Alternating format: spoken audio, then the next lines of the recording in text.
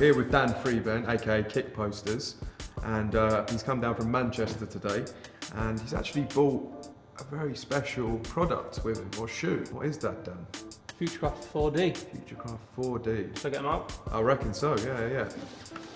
Yeah, so, and you've been running Kickposters now for how long? So seriously, for probably just over 2 years. 2 years, yeah. Yeah, you've got a lot going on at the minute, haven't you, with like the website and the illustrations generally? Yeah. So the kind of the main things, obviously, kickposters.com with the sneaker posters, and then obviously a couple of little bits and bobs like branch out into kind of Supreme posters as well. Supreme for all the hype beasts out there. Yeah. I mean, a lot of people who follow me on Instagram, and I'm sure we'll touch on it, that I'm big adidas head, big in some of the 3 stripes. But I didn't know that. But in terms of, I've still got to try and cater for everyone. Yeah. You know, I'd be silly if I just went, I'm only selling illustrations or doing work based around Adidas. If I didn't cater for everyone, then I don't think it'd be as successful as it is. Yeah, I guess I think some people think you might just be Adidas because that's what you promote a lot of, right? But that's just because of your love for the brand. The pairs that you've bought, that just fits with your style. Yeah, I mean, I've always, my favourite shoe of all time is the Adidas Superstar. Okay. I got into it off the back of my stepdad playing me Run DMC. It's like that. Yeah. Fair play, yeah. That's and classic, yeah. I wanted a pair, got a pair. When that pair got dirty, I wanted a new pair. Trying to keep that pair clean. They are one of those pairs that you can just recycle, keep wearing. They're that everyday. Nice pair too. So that's the all-time Adidas shoe for me. This is so different, right? Compared. 100%, yeah. This is like the opposite end of the Superstar. I want to see Futurecraft Superstars. Yeah. What 3D printed soles? Well, we was discussing this, weren't we? It's not traditional 3D printing. I don't know if it technically is. If what they technically call it. It's actually digital light synthesis, which is like a combination of light and oxygen. Yeah. It's a really crazy technology, like. Yeah, it's not the traditional 3D printing where it's literally layered up from the bottom. Yeah. You've actually done a comparison because you've got the 3D, haven't you? Yeah. So you were saying about how the soles are quite different.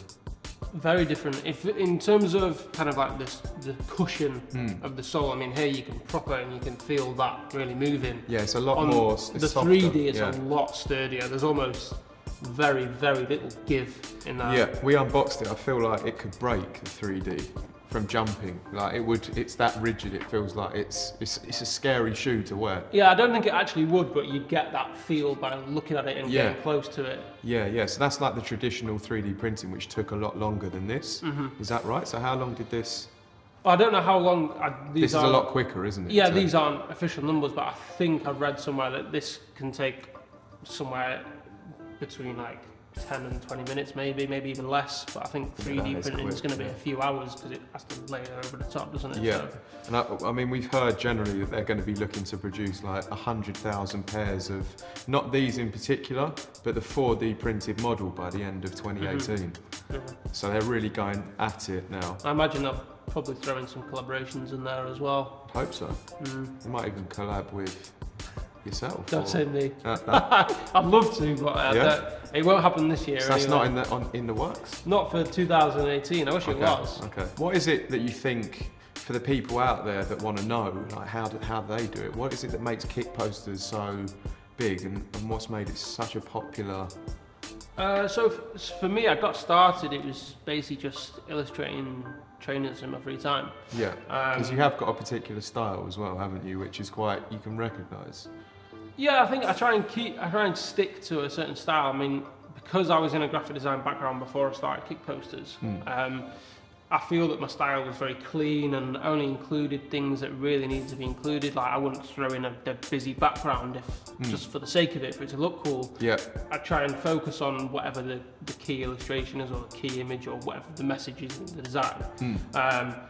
And I've always stuck with that and continued that and brought it into Kickposters when I started Kickposters. So a lot of the posters online are either just on a really light grey background or a coloured background and just a shoe. Minimalism is key. Yeah, it doesn't Why does it need to be anything else? Yeah. It's supposed to be the shoe. Why stick a load of stuff in the background or when it doesn't need to be there? So I've always, like you say, minimalism, keeping it simple. So I was always cheeky with DMs and emails, whether that's sending it to the brands or stores or just other Instagram accounts. So you're actively reaching out. Yeah, actively reaching out to people making to try that part and of the job. To try and get features, to try and get like reposts, or depending on who the people are. Let's say is it the brands, you'd say, is there any chance I can send you a poster? Just don't be scared to kind of invest time and invest a little bit of money to giving to people who you want to recognise your work. So get your work in front of the right people. Yeah. So, for example, perfect example, I wanted to work with Adidas. So I used social media, Instagram, Twitter, and even LinkedIn to kind of find... Tagging them constantly. Yeah. No, it's, people find it annoying, but if I hadn't done that... No, it's you tagged all the accounts, right? Yeah, all the different tagging all the Adidas accounts, tagging all the accounts, but then going one step further and using LinkedIn to kind of go, right, who works social media team Adidas. LinkedIn is key. So you can find names of people and you go and find the personal Instagram accounts. Yeah, it's so important, Instagram, finding the personal Instagram LinkedIn. accounts or Twitter accounts as well as the actual like brand accounts. Because think about it, the brand accounts are going to be tagged in hundreds and hundreds and hundreds of posts every single day.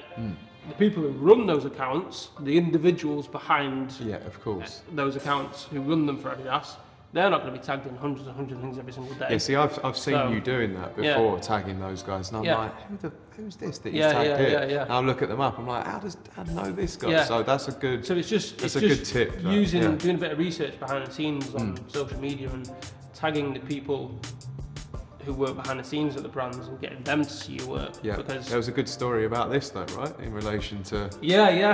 Well, I can't give too much away, but I did reach out they reached out to me and basically said, we really like your work, and I offered to send them some posters, and in return they said, thanks for doing that, it's a really kind gesture. It's a pretty good gesture. Do you have heard of Futurecraft? I was like, no. They said, right, drop us your address. Yeah, that's really nice. That's a good deal, trading off work for a pair of high heat shoes. Because what are these worth now? They're worth like $1,000. Yeah, I think I always check various different sites, but I think £1,000, $1,200. Yeah, it's probably something around that kind of region. They are nice. I'm not 100% on the sort of pale green sole.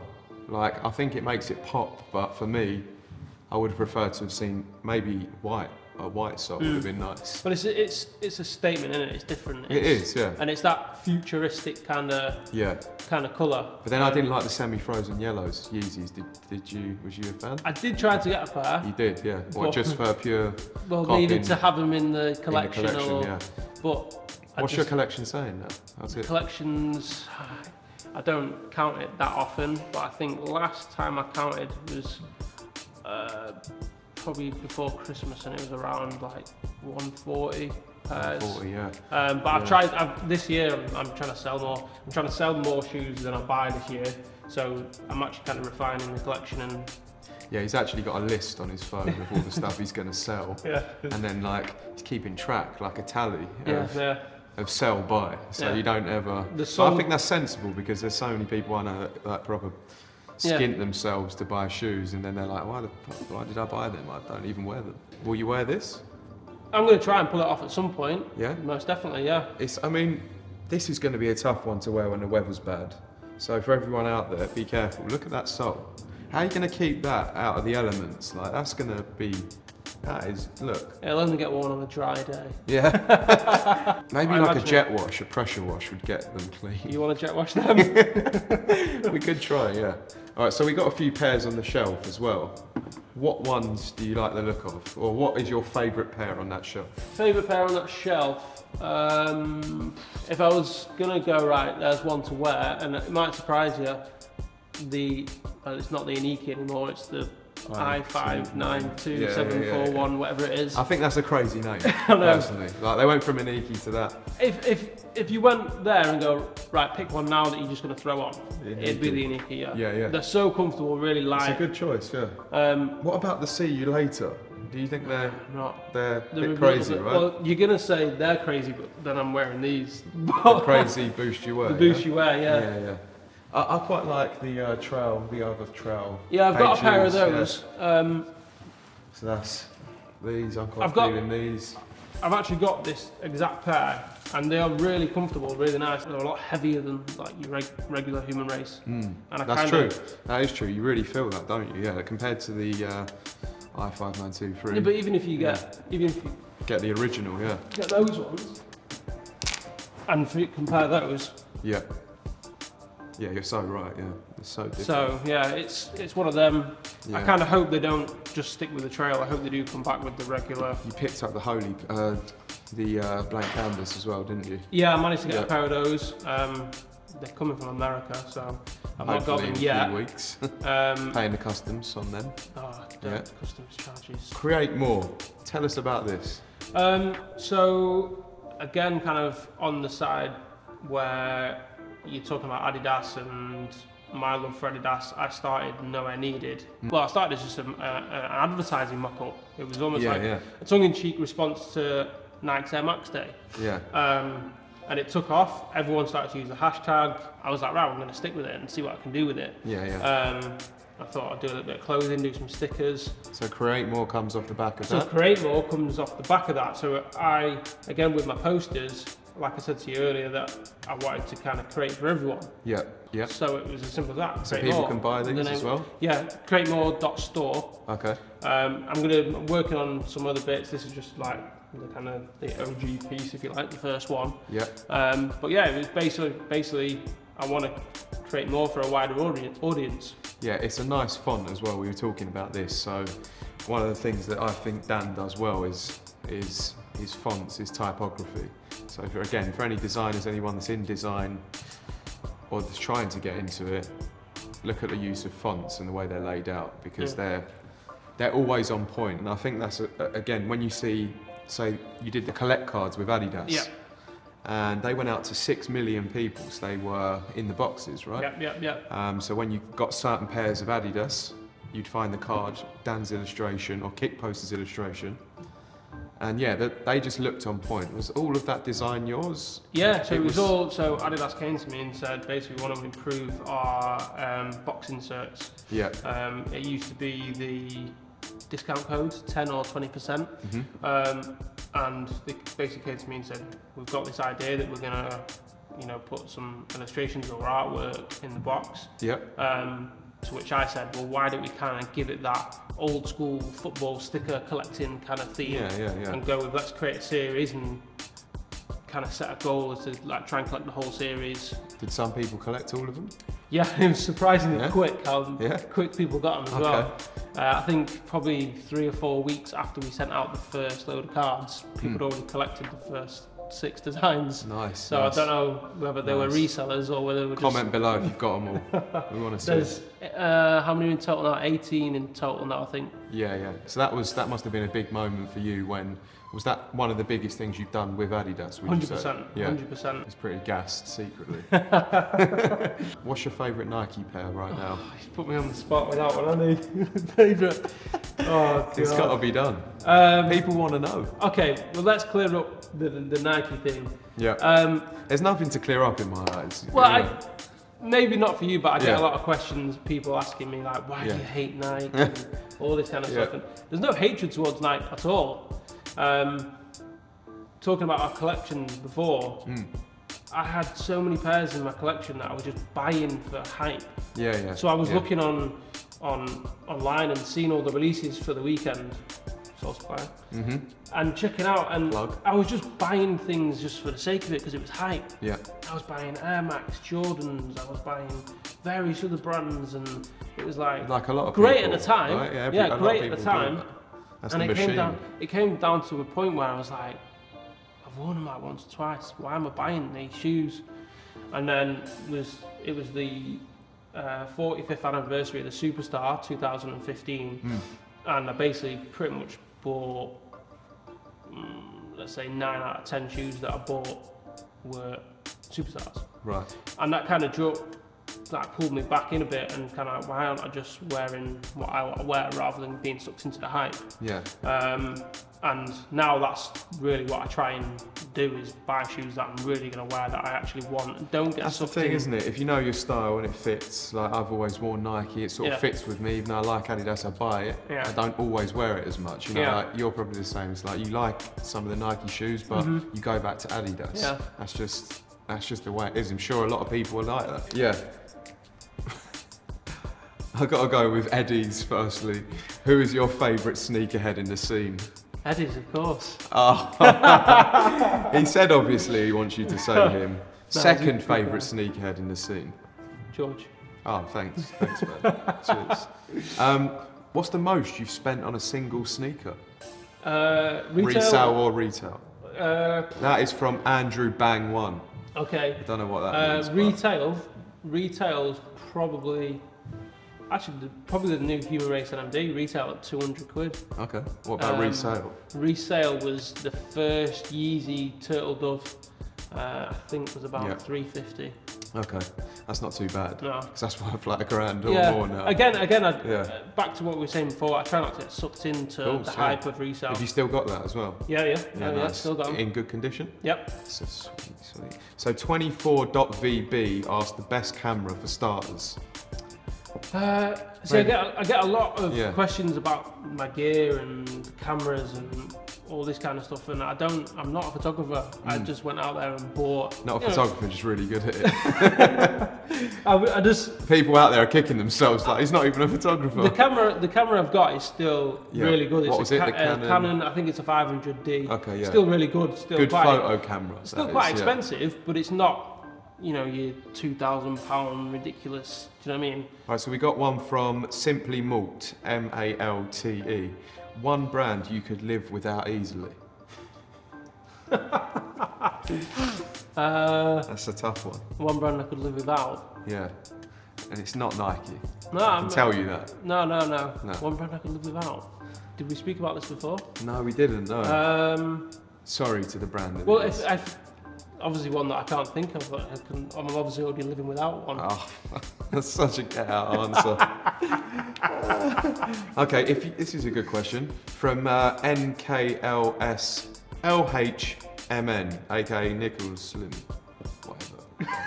If you would have to settle on one sneaker for 3 months, which one would it be and why? Ultraboost. There you go. So on to my next question. What were you wearing before Boost? And that was from Kendo Kicks. Superstars. Okay. Most underrated shoe from Arnon.Router. Underrated? Underrated, yeah. You know, probably one that needs more attention. Oh, the EQT 9317, I think it's underrated.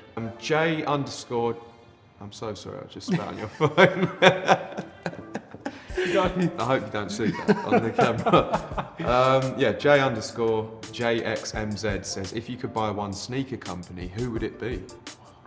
If I had enough money to buy a sneaker company.